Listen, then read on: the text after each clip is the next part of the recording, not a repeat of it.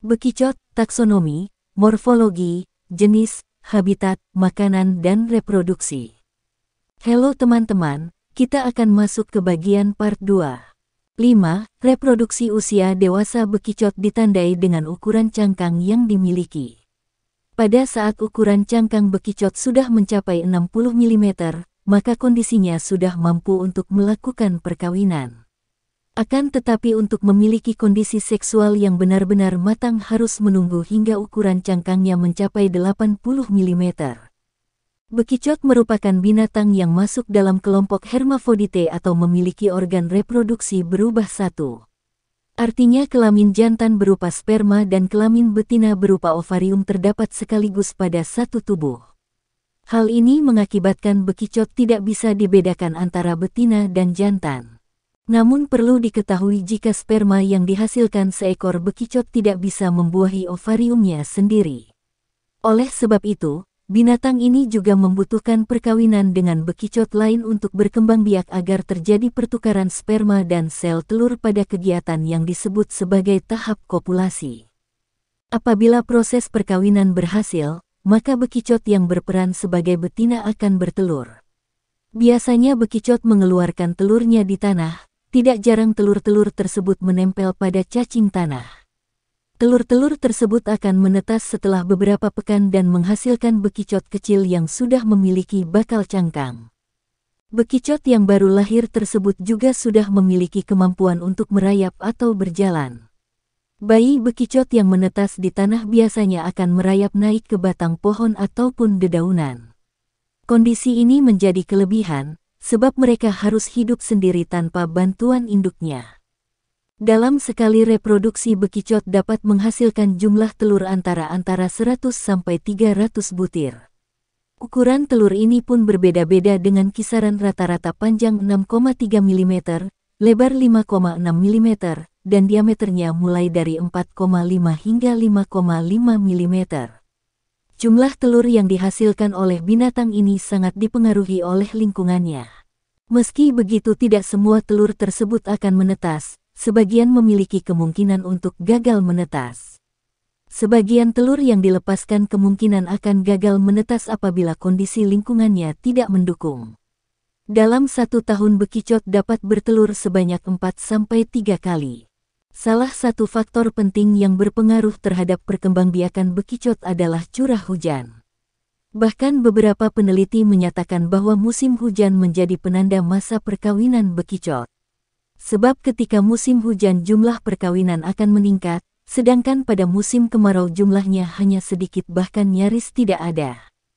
6. Makanan bekicot. Sebelumnya telah disampaikan bahwa bekicot dianggap sebagai hama bagi masyarakat umum, karena binatang ini merupakan kelompok pemakan tanaman. Tidak ada jenis tanaman khusus yang menjadi makanan favorit satwa nokturnal ini, tetapi beberapa spesies tumbuhan seperti timun, ketela rambat, kol, dan balaran adalah yang paling sering dimakan. Bagian tanaman yang dikonsumsi oleh bekicot sangatlah banyak, bahkan hampir semua bagian bisa dimakannya. Mulai dari kulit batang, dedaunan, buah, bunga, sisa-sisa tanaman yang sudah mengering, dan tanaman muda. Namun umumnya bekicot hanya memakan satu bagian saja, tetapi ada juga yang menyerang seluruh bagian dari tanaman. Selain itu, bekicot juga memakan zat-zat sisa yang terdapat pada sampah. Hal ini dinyatakan melalui pengamatan bahwa tidak jarang bekicot yang tinggal di dekat tempat sampah mengonsumsi sari dari limbah organik. Maka dari itu wajar jika binatang berlendir ini disebut sebagai binatang yang membawa banyak parasit. 7. Jenis-jenis bekicot.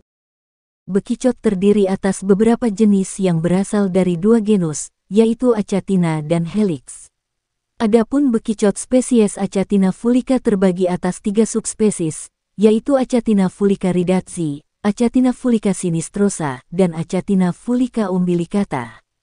Berikut ini adalah beberapa spesies lain selain Achatina fulica, antara lain. 1. Archatina variegata adalah spesies dari genus Archatina yang cangkangnya berwarna coklat mencolok, berbeda dengan spesies Achatina fulica yang cangkangnya berwarna coklat gelap. Ukuran tubuhnya juga relatif sama, yaitu memiliki panjang antara 90 sampai 130 mm dengan berat 150 sampai 200 gram. 2. Helix aspersa merupakan spesies dari genus Helix yang memiliki cangkang berwarna coklat muda hingga agak kehitam-hitaman dan memiliki garis teratur di sepanjang cangkang tersebut. Ukuran bekicot ini lebih kecil, rata-rata sepanjang 30 sampai 45 mm dan berat mulai dari 4 hingga 20 gram. 3. Helix pomatia dari genus Helix mempunyai cangkang berwarna coklat keputih-putihan dengan tekstur yang kuat.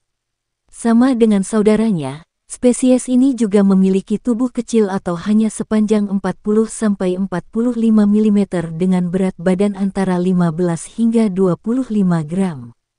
8. Manfaat bekicot. Walaupun dikenal sebagai binatang hama yang mengandung parasit pembawa penyakit, bekicot juga memiliki banyak manfaat. Perlu diketahui juga bahwa parasit di dalam tubuh bekicot sangat bergantung pada makanan yang dikonsumsi, sehingga bekicot yang sengaja dipelihara, dibudidayakan atau diternakkan sejak awal kemungkinan tidak memiliki parasit pada tubuhnya. Bagian tubuh bekicot yang mempunyai manfaat untuk manusia adalah lendirnya. Pada lendir tersebut terdapat zat peptidak yang bersifat antimikroba, sehingga dapat mempengaruhi bakteri baik berupa bakteri gram positif ataupun bakteri gram negatif dengan cara mengubah ultrastruktur sel bakteri. Pemanfaatan lendir bekicot dalam bidang pengobatan sebenarnya belum terverifikasi secara ilmiah meski telah dilakukan penelitian. Penelitian tersebut dilakukan dengan memisahkan lendir bekicot untuk mengamati kemampuan antibakteri terhadap Escherichia coli, Salmonella typhosa, Streptococcus haemolyticus, Candida albicans, dan Pseudomonas aeruginosa. Lendir bekicot yang dimanfaatkan untuk mengobati penyakit berasal dari kebiasaan yang dilakukan oleh nenek moyang dan memang terbukti cukup ampuh. Akan tetapi hingga saat ini belum ada penelitian resmi tentang bekicot sebagai obat. Berikut ini adalah beberapa pemanfaatan bekicot dalam bidang pengobatan, yaitu 1. Mengurangi peradangan akibat sakit gigi dengan cara menempelkan kapas yang telah diberi lendir bekicot pada gigi yang sakit. 2. Mengobati luka ringan dan berbagai jenis penyakit kulit pada tubuh dengan mengoleskan lendir bekicot pada area yang terluka. 3. Mengatasi penyakit kuning. Lendir bekicot sebagai pereda nyeri bekerja dengan cara menghambat aktivitas mediator nyeri. Akibatnya, mediator tidak bisa melakukan rangsangan terhadap reseptor nyeri, sehingga rasa nyeri tidak bisa sampai di pusat nyeri. Inilah alasan mengapa lendir bekicot bisa dijadikan obat sakit gigi. Selain itu, lendir bekicot juga berfungsi sebagai antiinflamasi yang diketahui mempunyai sifat sama seperti asetosal. Asetosal merupakan salah satu zat yang berfungsi menghambat proses inflamasi. Manfaat ini diperoleh dengan mencampur lendir, air, dan ekstrak daging bekicot yang mengandung etanol. 8. Keunikan bekicot. Bekicot mempunyai sederet keunikan yang sangat menarik. Keunikan tersebut tidak hanya sebatas pada bentuk tubuhnya, melainkan juga pada perilaku hidupnya dan sistem organ tubuh bekicot. Berikut ini adalah beberapa keunikan yang dimiliki oleh kelompok gastropoda ini, antara lain. 1. Hibernasi. Bekicot biasa melakukan istirahat ketika kondisi lingkungannya kurang stabil seperti terlalu dingin atau terjadi kemarau panjang. Pada keadaan seperti itu bekicot akan berdiam diri di dalam cangkangnya dengan memanfaatkan lemak yang tersimpan. Bahkan beberapa sumber menyebutkan bahwa ada bekicot yang dapat bertahan berhibernasi hingga puluhan tahun di dalam cangkangnya. 2. Bernapas dengan paru-paru. Bekicot memiliki paru-paru yang disebut sebagai pulmonata dan berfungsi untuk melakukan proses sirkulasi dan respirasi. Paru-paru ini terletak di bagian luar jaringan mantel yang menjadi tempat pertukaran udara.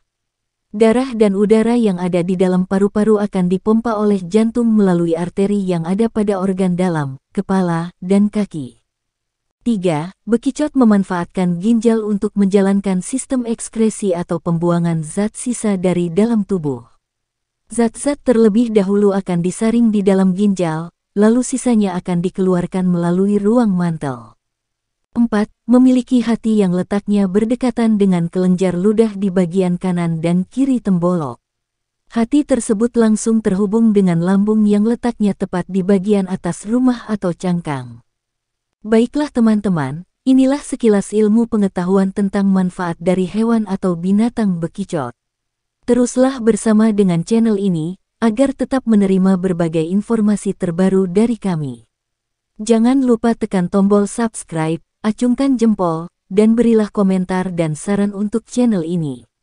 God bless you all. Thank you for watching.